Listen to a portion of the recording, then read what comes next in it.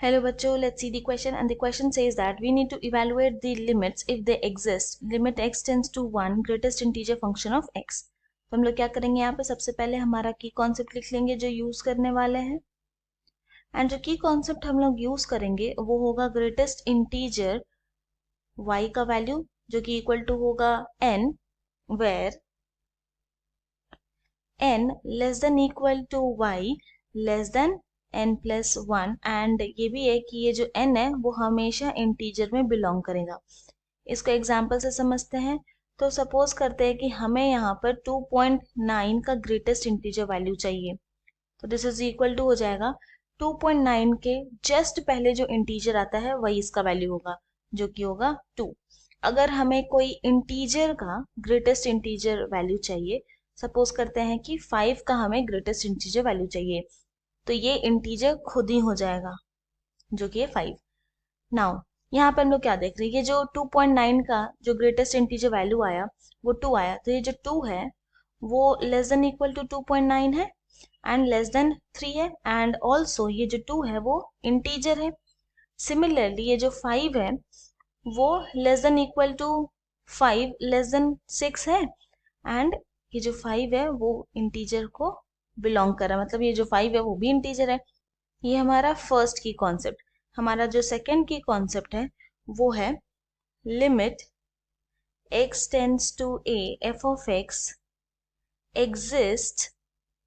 ये एग्जिस्ट तभी होगा if and only if left hand limit x tends to a minus f of x is equal to हो जाए right hand limit के limit x tends to a plus f of x के, and यहाँ पे दोनों का ही limit का वैल्यू एग्जिस्ट करना चाहिए, तभी ये कंडीशन पॉसिबल होगा। नाउ हमें क्या करना है, हमें यहाँ पर limit x tends to 1 greatest integer function of x का वैल्यू चाहिए। तो पहले क्या करेंगे, लेफ्ट हैंड लिमिट निकालते हैं, तो limit x tends to 1 minus and then greatest integer function of x। Now this is equal to हम लोग लिख सकते हैं limit h tends to 0 and x के प्लेस में क्या करेंगे 1 माइनस h पुट कर देंगे। नाउ यहाँ पे क्या बोल रहा है कि h टेंड कर रहा है 0 पे, इक्वल टू 0 नहीं है, टेंडिंग टू 0 है।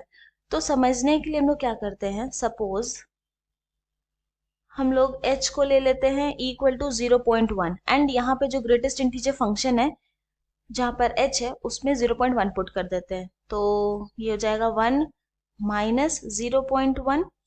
Now this is equal to greatest integer value 1 minus 0.1 क्या होगा, ग्रेटेस्ट इंटीजर ऑफ 0.9।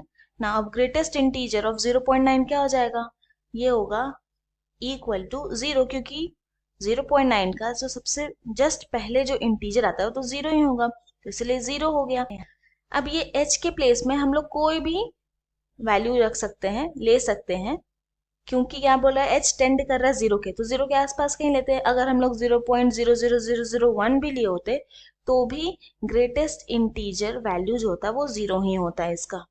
तो इसीलिए limit x tends to 1 minus greatest integer function of x is equal to आ गया यहाँ पे लिमिट h टेंड्स टू 0 और ये हो गया 0 ना, तो ये इक्वल टू क्या हो जाएगा, इक्वल टू 0। नाउ अब हम लोग राइट हैंड लिमिट निकालेंगे, तो limit x tends to 1 plus greatest integer function of x is equal to, इसको हम लोग लिख सकते हैं limit h tends to 0 and x के प्लेस में हम लोग पुट कर देंगे 1 प्लस h। नाउ यहाँ पे क्या बोला कि h टेंड कर रहा है 0 पे, इक्वल टू 0 नहीं है, तो सपोज करते हैं कि हम लोग यहाँ पर h इज इक्वल टू 0.1 ले लेते हैं, तो यहाँ पे greatest integer value of 1 plus 0.1 क्या हो जाएगा, ये इक्वल टू हो जाएगा ग्रेटेस्ट इंटीजर वैल्यू ऑफ 1.1।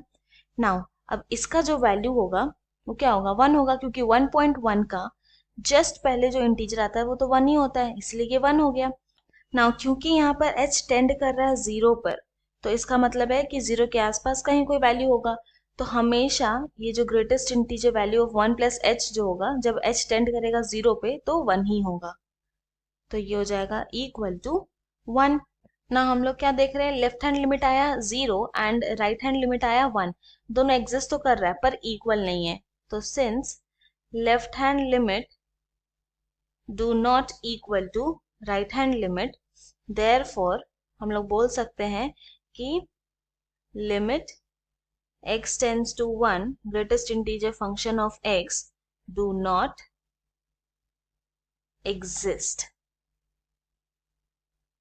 तो hence